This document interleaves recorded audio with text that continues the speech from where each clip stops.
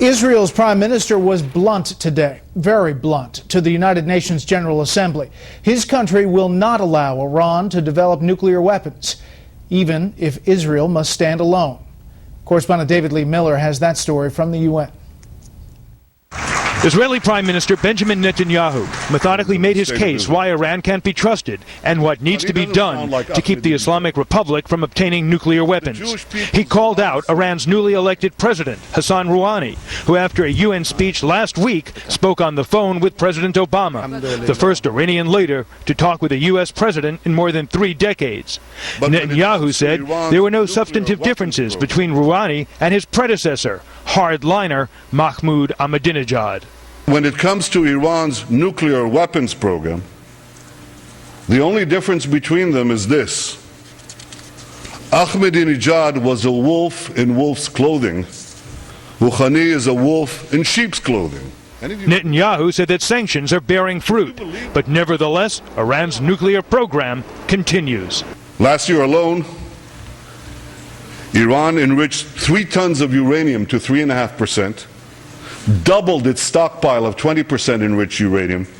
Netanyahu outlined steps the world must take to prevent a nuclear-armed Iran, maintain and possibly strengthen sanctions while not accepting any partial deals.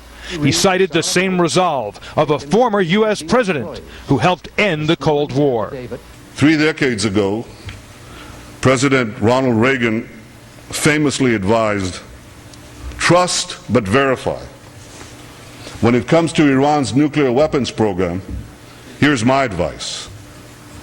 Distrust, dismantle, and verify. At last year's General Assembly, Netanyahu drew a red line on an illustration of a bomb.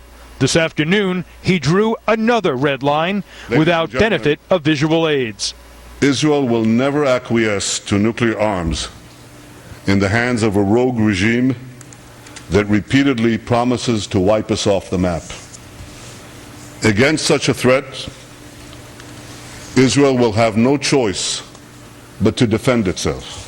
Before Netanyahu spoke, the Iranian delegation left the hall, but later returned to offer a brief rebuttal, again denying existence of a nuclear arms program and warning Israel not to resort to military action. The Israeli Prime Minister had better not even think about attacking Iran, let alone planning for that. Later this month, world powers are slated to meet to discuss Iran's nuclear program. It will be the first test of cooperation for Iran's new president. Brett? David Lee Miller outside the UN. David Lee, thank you.